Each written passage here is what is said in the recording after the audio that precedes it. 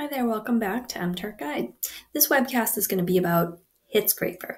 HITScraper is a tool that will help you find hits when you don't know what you're looking for. And what I mean by that is you may have requesters or hits that you really like to work on a regular basis. And for those, to source those type of things, you'll want to be using Turkmaster or Panda Crazy.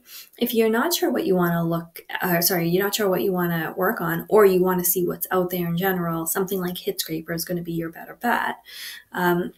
There are other tools like HITScraper out there, and we can certainly go over those in future webcasts. But today, to keep it simple, we're going to just stick with HITScraper and the particular version of HITScraper that I happen to use. All right, so diving right in, again, this is something you use if you don't have anything to work on and you're looking for new work, or you want to see what other tasks a specific requester has up that you might be qualified for. Okay, so installing, jumping right in. Be sure you have TamperMonkey installed based on a previous webcast about installing scripts. If you're not sure what I'm talking about, or you don't remember, there is a YouTube link in the description. Head over to that link and just do a little refresher on installing scripts with TamperMonkey. It's important, you have to do it. This will not work if you don't install your scripts correctly. So with that being said, there's a link in the second bullet here, Greasy Fork, in its script 10615, HITScraper with export. That's the one you're going to want. You're going to navigate to that page, and you're going to install the script per the directions in the previous webcast. Ensure that it's switched on within your TamperMonkey interface by going up to your toolbar, hitting your TamperMonkey icon, going to your dashboard, and making sure that next to the script label HITScraper with export, it says on in green.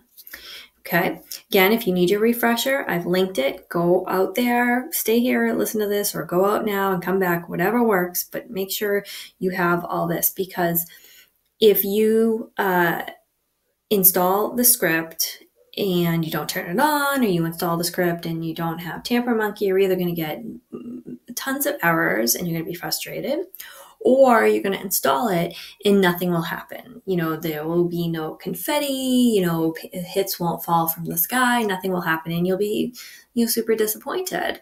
So just make sure that you're following along step by step. And that's the reason I take things at a pretty simple pace so that everybody can join and participate. So for those that are a little above this, I apologize, but there will be other webcasts that I'm sure will be up to your speed. So hang with me is the moral of that story. Okay, once you've got the script installed and you know it's on and working, there's a link right here, this mturk.com/mturk/findhits !hitscraper hit_scraper. Bookmark this link for easy access. The way I do it is I put it in the bookmark in my toolbar, so it's one click and I've got my HITScraper page ready to go.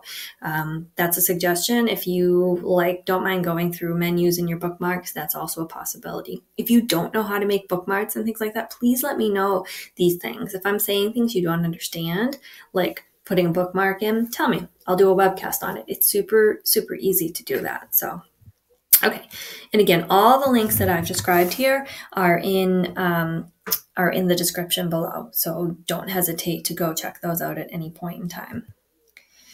Okay, so starting HITScraper. So you've installed it at this point. You've turned it on, and you've hit that link that I told you to bookmark, okay? And within a minute or so, you're going to see MTurk, as you're accustomed to seeing it kind of flash, and then a screen black like this will come up. And there are some settings. You can change the view of it if you don't like the way it looks and whatnot, but this is the way it's going to look out of the box, if you will. You're going to fill out the various fields however you want and hit start. And that's the very basic way of doing it. And you may want to do that, except make sure the auto fresh delay has something in there, but you may want to do that just to get an idea. You're going to have to tinker around with this a little bit. Like a lot of things in MTurk, the optimal situation with this is how you define it. I can't really define it for you. I can tell you that it started one way for me and it evolved into something else as time went on. So I expect that will be others' experience. So definitely tinker around with it. But what does it all mean? What do all these different fields mean? The auto-refresh delay is the time in seconds between scraping the pages in MTurk. So you want to give yourself enough time with the auto-refresh delay to be able to look and see what hits are there.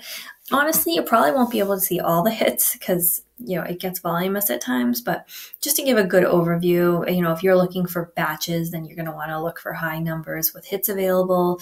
If you're looking for surveys, you're going to want to maybe look at any one off that has over a value of 50 or 75 cents, whatever your threshold is.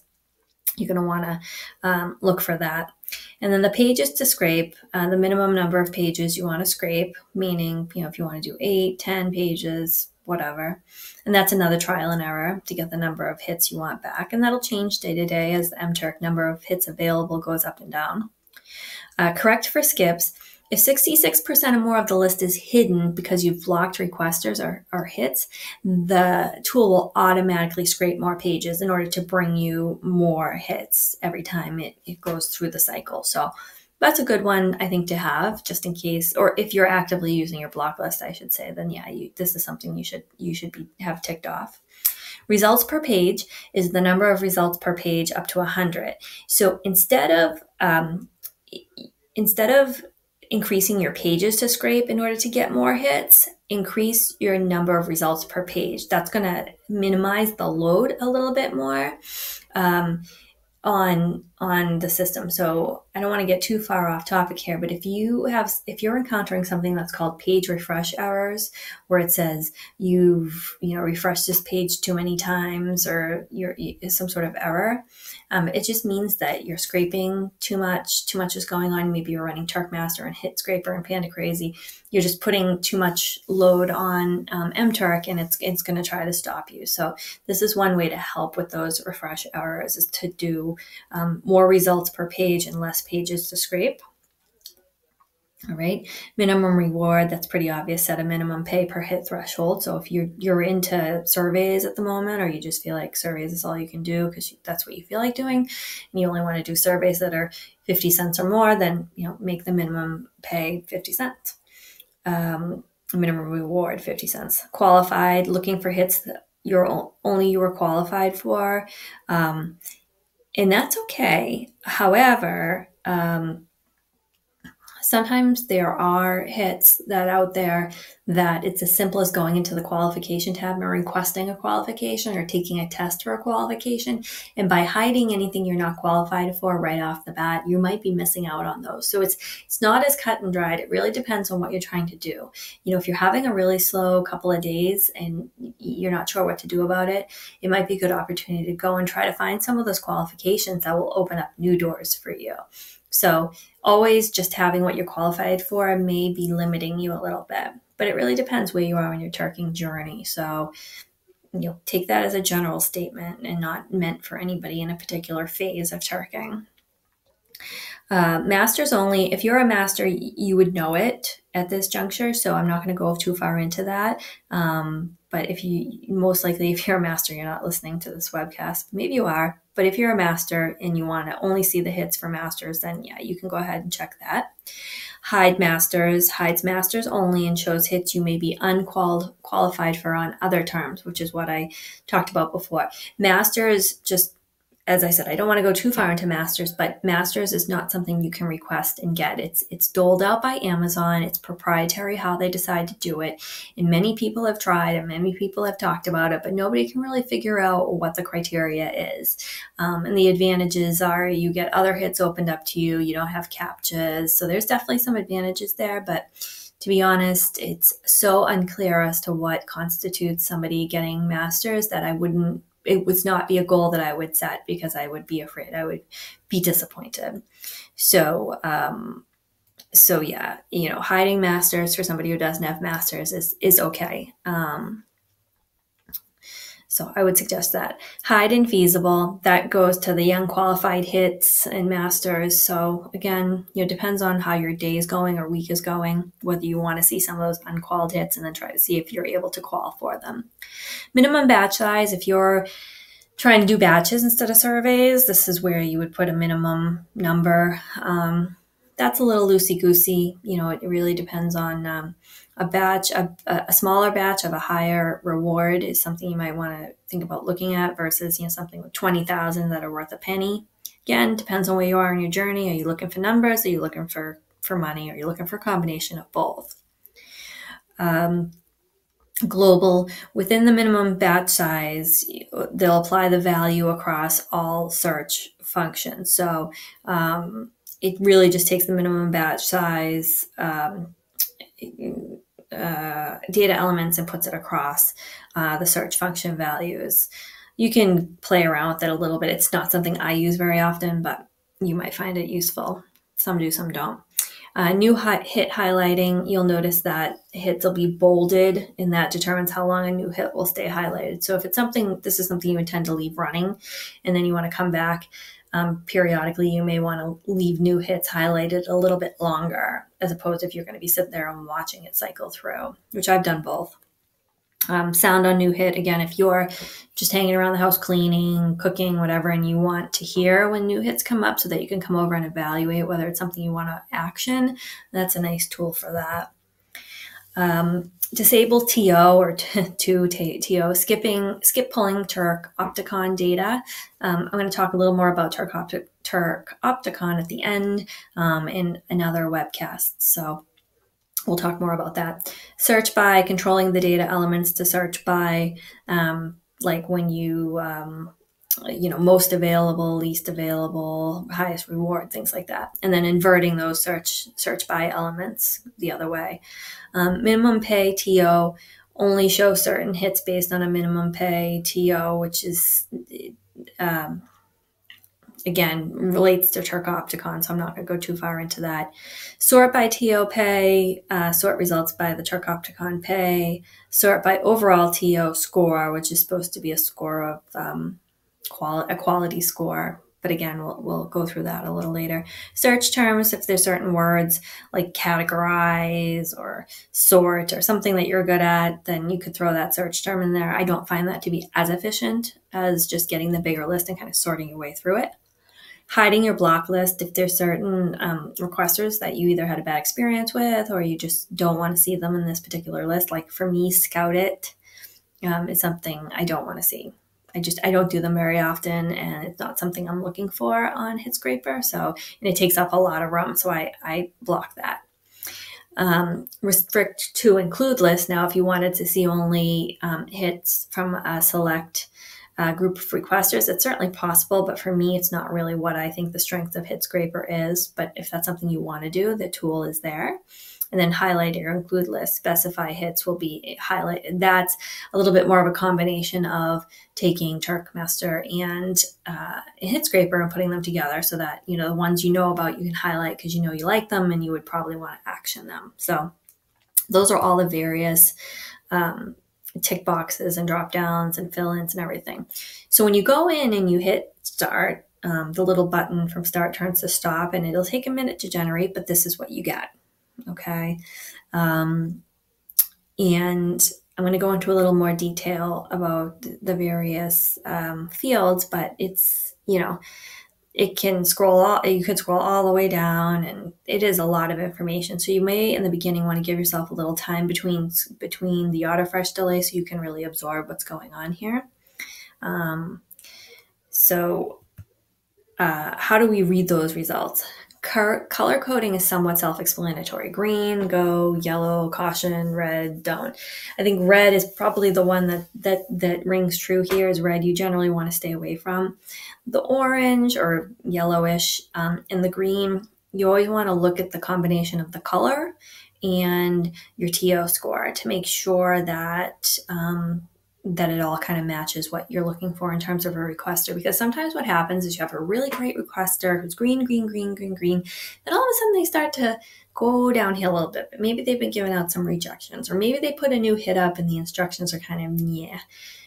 It takes a while for the Turk Opticon data to reflect that because people have got to get on and make those reviews, and then the score has got to kind of normalize. So you always do want to be looking to avoid rejection. So you really want to be looking at the color and the score together.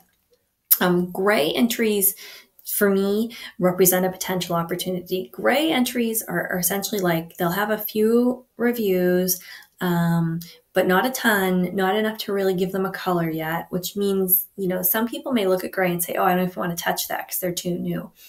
I say look at gray, look at the Turkopticon data with gray, and see if it's something you're willing to take a risk on. I've had some fabulous requesters come from a gray, HITScraper line item. So it's something to consider. You can hover over the various fields to see additional data. Like the description field will sometimes, it will give you the description of the hit, but it may reveal that there's a screener involved, which is a kind of a pre-survey to make sure that you are the demographic they're looking for. Estimated time to complete and other information like that. If you hover over the TOP, it will give you a per category breakdown to help with further analysis from the Turkopticon site. So it pulls it in, and it's got fairness, sort of punctuality, generosity. And as I said, Turkopticon is something I talk about a little more in a different webcast. I'll get that out as soon as possible. But it's definitely something you want to be looking at very critically. The R and the T to the left of the description will block hits or requesters, and then the right and the T to the right of the description will pull from your 45-day database if you have it installed. It'll tell you if you worked for the requester or on specific hits, or on the specific hit returned on that line item. So it's attempting to be that one-stop shop. You may have to go out to Turkopticon, or you may have to go back to MTurk at times, but it does satisfy, for me, providing a lot of that information in one quick, succinct bite, if you will. So then accessing the hits from HITScraper. If you want to click on the description, it'll bring you directly to the hit in MTurk without accepting it. If you click on the requester in the HITScraper list, it will bring you to a list of hits that requester currently has in MTurk, but again, it won't accept anything. If you click on the number in the reward in Panda, which is the it's a number like cents, dollars and cents. It'll say $1, 35 cents, 50 cents, whatever. If you click on that, it's going to bring you to the hit in MTurk, and it's going to auto accept that hit if it's available for you. If you have a CAPTCHA, it's going to stop you, make you put in that CAPTCHA. But if you don't have a CAPTCHA and there's one available, it will accept it, and you'll go right into the timer. So be aware of that. If you want to click on the IRC button, which is in the middle, it's a smaller button, a summary will auto-generate and it'll pop up in a box. You can copy that. You could email it to a fellow Turker. You could put it on Facebook if you're sharing it. It's a good way to share information if you're, if you're so inclined, if you're working in groups or whatever. And this is an example of the sharing of information. You see where I put the arrow right here. I clicked on that, brought up the IRC export. I simply Control C, and then I can put that wherever I need it. So it's great for sharing as well. So as I said, my quick notes on Turkopticon. It's an important tool to utilize. It has its good points and its bad points, but overall, it is the best tool that we have for reading and reporting on requesters. Like with anything, if you think about Amazon itself with the star rating, it's reliant on people going in and giving fair assessments. If somebody gets burned by a requester, they're going to go in and put something nasty, and they're going to try to one-bomb them on everything. And the moderators do a decent job of trying to prevent sort of malicious reviews and poor quality reviews. But it's a big task that they have there. So you've got to look at it with your own discerning view and decide what you believe to be true and what you don't. And that includes sometimes going and reading a few of the requesters' reviews to say, I can see that this is being done by people who, maybe aren't paying good attention to what they're doing. And they're telling, they'll say something like, oh, well, I did, this is an exaggeration, but I did 1,000 of these hits in 10 minutes and they were all rejected. Well, maybe the requester was concerned about your quality that you did so many in such a short period of time. Again, that's totally hypothetical. I'm not saying that anybody did that, but it would be an example of something I might look at and say, I wonder if this is an issue with the requester or the worker. As my grandmother used to say, there's a lid for every pot, and you never know what kind of crazy can be out there. So crazy in a good way, crazy in a bad way, but it's all out there. And sometimes it's on Turkopticon too. So again, you've got to look at it with a discerning eye. In other webcasts, I'm going to provide you with other areas where TO is used within MTurk and how it can help you make some quick decisions on requesters and hits. And be sure to use all of the information to determine thresholds that you're comfortable with based on your approval rating, your time turking, and your comfort level with various types of hits. It's really all about you and you making your decision. This information is here to help you assess it. And at first, I completely understand you're like, these colors, there's numbers, there's outside website, there's scripts. It's a lot. It is a lot.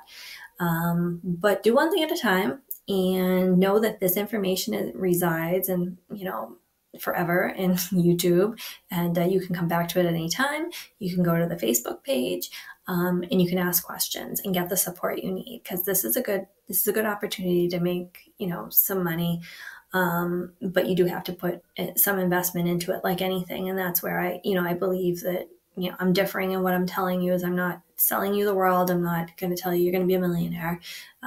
This is work. You've got to put an investment into it. So I think that's all I had on that. That's all I had on Turkopticon. So as always, please ask questions, please comment, like, share, subscribe, tell me what I'm doing right, tell me what I'm doing wrong, tell me how you like to see things. I'm here to help you, and I'd really like to get that feedback. So as always, I appreciate you sticking with me, and we will be posting some of the webcasts on some of the other topics we talked about today. Thanks. Bye-bye.